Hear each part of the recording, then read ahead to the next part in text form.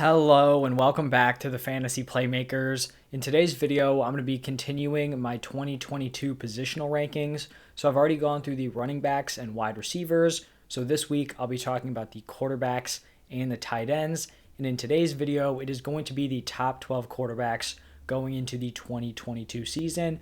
And let's just jump right into it. Starting off here at number 1, I have Josh Allen. And I kind of expect throughout the offseason for Josh Allen to be the consensus number 1.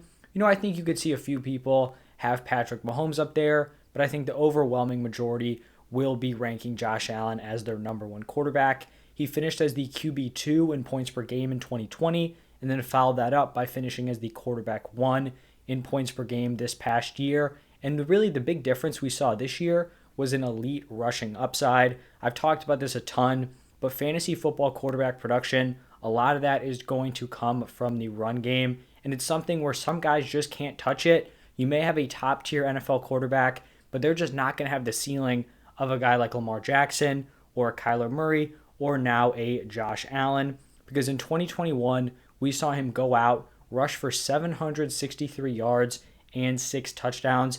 That is elite production on the ground. The crazy thing about Josh Allen was that he was actually able to finish as the number 1 quarterback despite regressing in almost every single passing category, and it really just points back to his usage in the run game. He only completed 63.3% of his passes, he only had 6.8 yards per attempt, and he had less touchdowns and more interceptions than he had in 2020, but still managed to produce at a very high fantasy football level.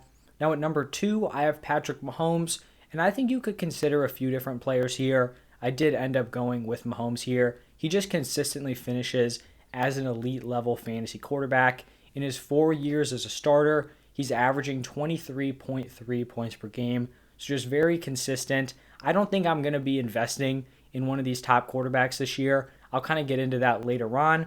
But if I am ranking them here, I would have him at number 2. But I would probably fade away from what his ADP is likely going to be. But going into 2022, he should be returning to a very similar offensive roster. They should still have Kelsey, Tyreek Hill, those two big guys. They really renovated the offensive line this past offseason, so he should definitely have another really strong season in 2022. Now at number 3, I have Justin Herbert, and I actually thought this was a pretty close call between Herbert and Mahomes here. Wouldn't hate either guy at 2 or 3. Herbert finished as the quarterback 2 in 2021 behind Josh Allen, and he had elite passing production paired with some pretty solid rushing numbers. He's never going to be a Lamar Jackson, a Jalen Hurts, or a Josh Allen on the ground, but he's kind of that second tier guys. He can rush for 400 yards and a few touchdowns, kind of just like a guy like Patrick Mahomes can. I think he's probably a slightly better rusher, but he's kind of in that second tier range, which can still give you a really high ceiling.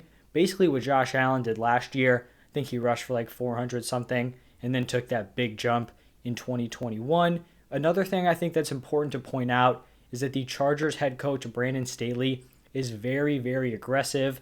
I know he was criticized for a lot of his decision making, went for it on a lot of fourth downs. Instead of punting, they would go for it. Instead of kicking a field goal, they would go for it. And you can have whatever opinion you want, in terms of real life NFL. But for fantasy football, that is fantastic for Justin Herbert, because if he drives them down to the 2-yard line and it's fourth down, he doesn't get any points for them getting those 3 points on a field goal. You want him going for it on fourth down. So I just think that kind of adds to his already fairly high ceiling.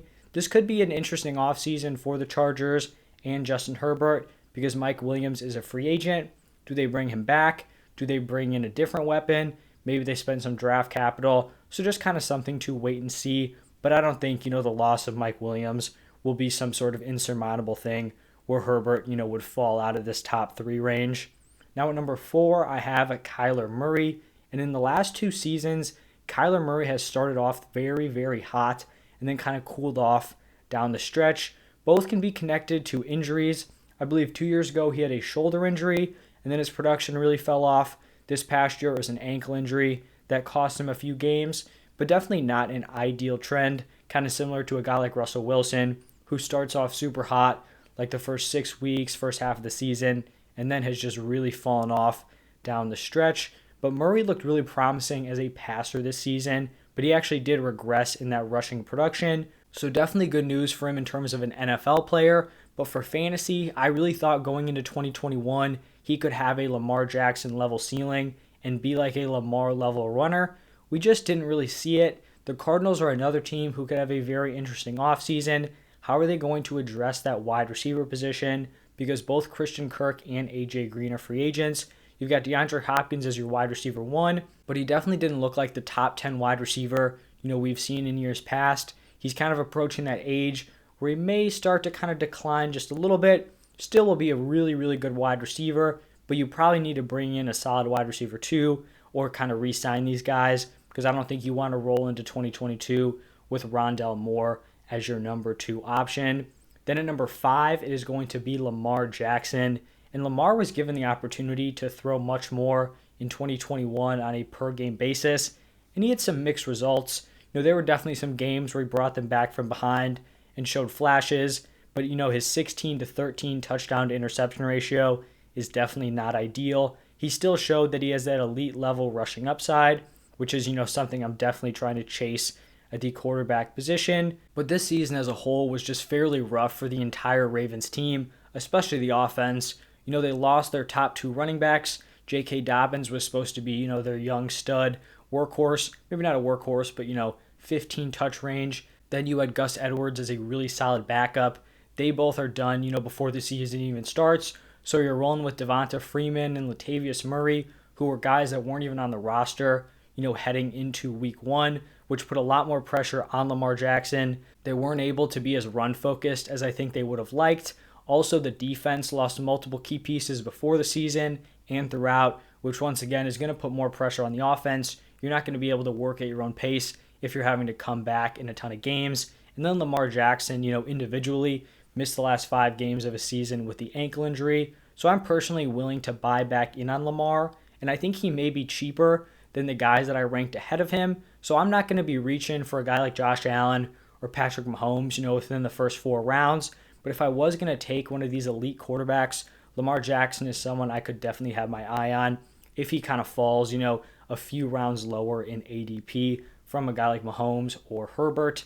Then at number 6, I have Joe Burrow, and I think there's a pretty clear drop-off between Lamar Jackson and Joe Burrow here, so kind of a tier break. And don't get me wrong, Joe Burrow is a monster, and he will be an elite NFL quarterback for a long, long time. But like I've talked about earlier, fantasy production is totally different, when you're looking at rushing production because it plays such a key role. And Burrow's going to start a quick run here of pocket passing quarterbacks who come in at number 7 and number 8. But after tearing his ACL in 2020, Burrow came back and finished as the quarterback 10 in points per game this season. And he really kind of started to pull away and light it up towards the end of the year. And he also carried that production into the playoffs and has just played really well and has obviously proven that he's going to be a stud, basically his entire career. I expect him to take another step forward going into his 3rd NFL season. He's still going to have those stacked weapons with Jamar Chase and T. Higgins. And I also think it's very possible that the Bengals go out, upgrade that offensive line, and that could see an uptick in his overall passing volume, which could definitely, up his ceiling. But just that lack of rushing upside is going to prevent him from having that top tier, quarterback 1 upside. Now at number 7, another pocket passer, we've got Matthew Stafford. He finished right behind Joe Burrow in points per game last year, finished as the quarterback 11. Definitely experienced some growing pains in his first year with the Rams. I feel like that's kind of to be expected. We saw the same thing with Tom Brady in 2020. So I think Stafford will come in 2022, have a much better understanding of the offense, and he's going to have another really solid wide receiver core. You've got Sean McVay, who we know is a great offensive-minded head coach. So Matthew Stafford should slot in as a really solid mid-tier quarterback 1. Then we've got Aaron Rodgers here at number 8. And I don't think anyone really knows what's going to happen here with Aaron Rodgers. He could stay with the Packers. He could move on to a different team. Maybe a team like the Broncos would probably be, the most likely option if he was to leave. Or he could just straight up hang him up and retire. He's talked about how he's not really scared of the unknown of retirement. But I do think he would come back. He's obviously playing at an elite level, but that doesn't mean you can't retire, just like we saw with Tom Brady a few days ago. But if Rodgers stays in Green Bay with Devontae Adams, I think I would slide him up ahead of Matthew Stafford and probably ahead of Joe Burrow to number 6. I don't think he would go higher than that just because I mentioned he doesn't have that elite rushing upside. But in a solid situation, Rodgers would be a solid mid-tier quarterback 1. And now shifting over to a different type of quarterback, I have Jalen Hurts here at number 9. And in his first year as a starter, he finished as the quarterback 6 in fantasy points per game. And when you're looking at this from a real life, NFL perspective, he didn't look great. He didn't look like a really solid quarterback. But the good news here for Hurts owners is that the Eagles have already come out and committed to him in 2022. They're not going to go out and draft a guy, or at least it doesn't look like they're going to do that. He will be back in the starting spot in week 1 of the 2022 season. He has that elite rushing upside up there with Lamar Jackson, and he may actually be able to take that to the next level because his ability on the goal line is so solid. So Lamar Jackson can get a ton of yardage, but he's probably not going to punch it into the end zone a ton because they don't want, Lamar Jackson getting banged up on the goal line. Jalen Hurts is a much larger figure, kind of a guy like Cam Newton. Late in his career, Newton wasn't going out rushing for 70 yards a game, but they would use him all the time at the goal line. That's kind of how they use Jalen Hurts. This offseason, I'd expect the Eagles to make some significant changes on the offensive side, especially at the wide receiver position. If they're going to get any kind of understanding of who Jalen Hurts is as a quarterback, they're going to need to give him some more weapons than just Devonta Smith and Dallas Goedert, because as wide receiver 2, 3, you're dealing with like Rager, Ortega-Whiteside, just not great options. So it'll be interesting to see what happens with Jalen Hurts. But honestly, here at number 9, after seeing what he did in his first season as a starter, likely to see upgrades this offseason, it seems low, but I don't know, it just seems crazy to rank him ahead of guys like Aaron Rodgers or Joe Burrow. But once again, he may be a bargain this offseason, and he's definitely someone I'm probably going to be targeting if he falls, below this slot. And at number 10, I've got a quarterback kind of with a similar archetype, and that is Trey Lance. I would be shocked if Lance was not the week 1 starter heading into next season. It looks like the 49ers are already looking for a trade partner, to move Jimmy G off their roster. That is just going to give the reins over to Trey Lance. And I think, his 2022 season could look very similar to what Hurts did in 2021. In fact, almost every kind of factor you look at would point to him outperforming Jalen Hurts. The problem is we just haven't really seen it yet. That's really the only downside because he hasn't had a meaningful amount of snaps. But when you're just looking, comparing the two, Lance was by far the better prospect. He was the 3rd overall pick compared to Hurts, who wasn't even picked in the first round. Trey Lance is going to have the much better supporting cast, weapons around him, Deebo Samuel, Brandon Ayuk, George Kittle, a really solid offensive line, and then also a head coach who can take a lot of pressure off of the quarterback. Trey Lance isn't going to have to make superhero plays every single week. He can just hit Deebo Samuel, who's going to be a yak monster. Shanahan is fantastic at scheming people open. So Trey Lance is probably another guy I'm going to be looking to target in the later rounds. Now at number 11, I have Dak Prescott. And this honestly seems very low, now that I'm reading it right now.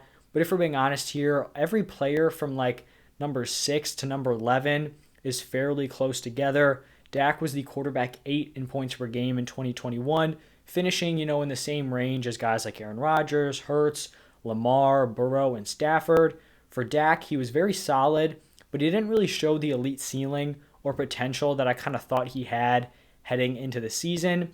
And the reason why he's lower than guys like Rodgers, Stafford, Burrow is that I don't see, a ton of improvement heading into next season. A lot of those guys, there are different avenues where their situation gets better. For Dak Prescott, are these weapons going to get upgraded? I don't really think so. He already has a really solid supporting cast. It's not like Dak is some super young quarterback who still has a ton of room to grow. I feel like we kind of know what we have with him. So even though 11 seems low, I don't think he's going to be drafted outside the top 10 quarterbacks, but I'm not going to be jumping up to select Dak Prescott over guys like Jalen Hurts or Trey Lance, who are probably going to be going a few rounds after him anyway. And now to finish out the top 12, I have Russell Wilson here, a really, really solid, late round quarterback option. His future is kind of up in the air in Seattle. Is he going to stay there, return to DK Metcalf and Tyler Lockett, or is he going to move on? Whether he stays or, gets traded to a different team, I think he's still going to be a very solid fantasy quarterback. But if we're just looking at his entire career, he has lacked an elite fantasy ceiling compared to these new wave quarterbacks like Patrick Mahomes, Josh Allen, Lamar Jackson, all of those guys. So I think he'll be solid.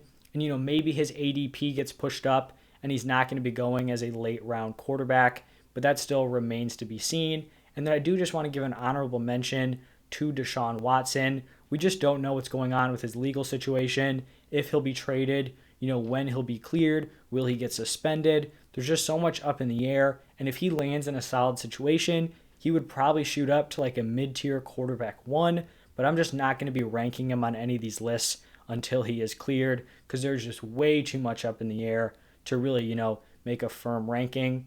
But that is going to wrap it up for my top 12 quarterbacks. If you guys enjoyed this video, just do me a huge favor, hit that like button and subscribe to the channel. And then I'll be putting out my top 12 tight ends later this week. So stay tuned for that. Thank you guys again, and I'll see you in the next one.